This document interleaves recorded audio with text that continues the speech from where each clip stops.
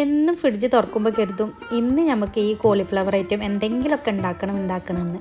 ഇത് ഒരാഴ്ച ആയിട്ടോ വാങ്ങി വെച്ചിട്ട്. ഇതിൻ്റെ സൈഡൊക്കെ ഇപ്പോൾ ഇതുപോലെ കേട് വരാനൊക്കെ തുടങ്ങിയിട്ടുണ്ട്. അപ്പോൾ ഇന്ന് തന്നെ നമുക്കൊരു ഗോബി 65 ഉണ്ടാക്കാമെന്ന് കരുതി.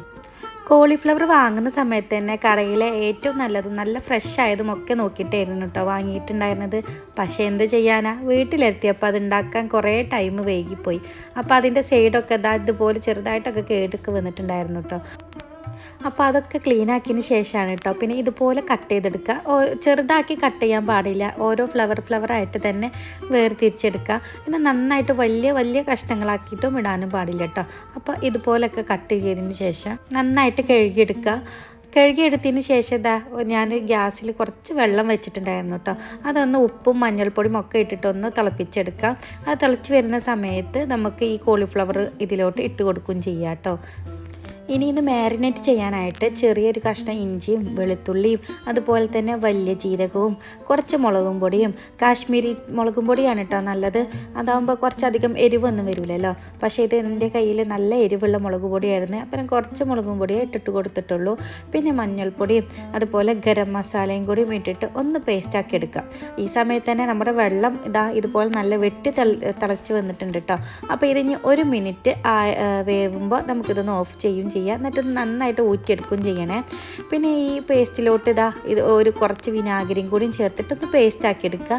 പിന്നെ അതിന് ശേഷം അതിലോട്ട് കുറച്ച് 1 മുട്ടയും കൂടി ഇട്ട് കൊടുക്കുക കേട്ടോ. ഇനി ഇതിലോട്ട് വേണ്ടത് ഈ പേസ്റ്റും അതുപോലെ കുറച്ച് റവയും മൈദപ്പൊടിയും അരിപ്പൊടിയും ഉപ്പും കുരുമുളകും കൂടിയും വേണേ. ഇനി ഇതും നന്നായിട്ട് തന്നെ മിക്സ് ചെയ്തെടുക്കാം. അപ്പോൾ മൈദപ്പൊടിയിലേറെ കുറച്ച് റവ കൂടുതൽ എടുക്കണം കേട്ടോ. അപ്പോൾ അങ്ങനെ എടുത്തതിന് ശേഷം പിന്നെ മിക്സിൻ്റെ ജാറിൽ കുറച്ചും കൂടി വെള്ളം എടുത്തിട്ട് ഇത് ഒന്ന് നന്നായിട്ട് തന്നെ പേസ്റ്റ് ആക്കി എടുക്കുക കേട്ടോ. ഇനി നമ്മുടെ വേവിച്ച് വെച്ചിട്ടുള്ള കോളിഫ്ലവർ ഉണ്ടല്ലോ, അത് നന്നായിട്ട് ഉടഞ്ഞൊന്നും പോകരുത് കേട്ടോ. വെന്ത് അധികം വേവാനൊന്നും പാടില്ല. കറക്റ്റ് 1 മിനിറ്റ് ആകുമ്പോൾ അതൊന്ന് ഓഫ് ചെയ്തിട്ടാൽ മതി. അപ്പോൾ കറക്റ്റ് പരുവത്തിലാവും. പിന്നെ നന്നായിട്ട് മിക്സ് ചെയ്തതിന് ശേഷം ഇതൊരു അരമണിക്കൂറെങ്കിലും റെസ്റ്റ് ചെയ്യാൻ വെക്കണേ. ഇനി ഇതൊന്ന് ഫ്രൈ ചെയ്തെടുക്കാം, അത്രയേ ഉള്ളൂ. അപ്പോൾ ഫ്രൈ ചെയ്യുമ്പോൾ അതിലോട്ട് ആദ്യം ഓയിൽ ഒഴിച്ചതിന് ശേഷം കറിവേപ്പിലയും പച്ചമുളകും കൂടി ഇട്ടിട്ട് ഒന്ന് പൊരിച്ചെടുക്കണം കേട്ടോ.